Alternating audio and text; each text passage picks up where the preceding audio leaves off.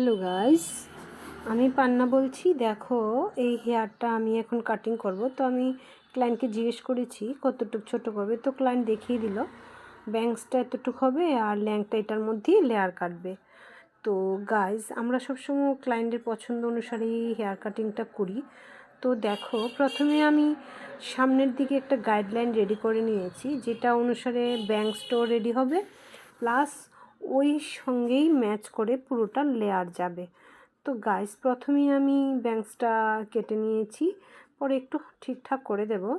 তো এই যে ব্যাঙ্কসটা রেডি করলাম, এটা অনুসারেই কিন্তু আমি এই যে দেখো, এখন এই গাইডলাইনেই কিন্তু আমি পুরোটা লেয়ার।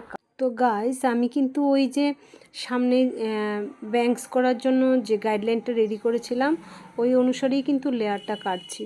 তো গাইস, আমার লাস্ট পর্যন্ত ভিডিওটা দেখো, দেখার পর অবশ্যই কমেন্ট করবে আমার কেমন হলো কাজ।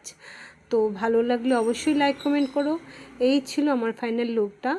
ক্লায়েন্ট কিন্তু ব্লু ডাই করবে না, কোনো সেটিং করবে না, তো যে কারণে আমার এমনিতেই রাখতে হয়েছিল। তো এই ছিল আমার ফাইনাল লুকটা। ভালো লাগলে অবশ্যই লাইক কমেন্ট করবে।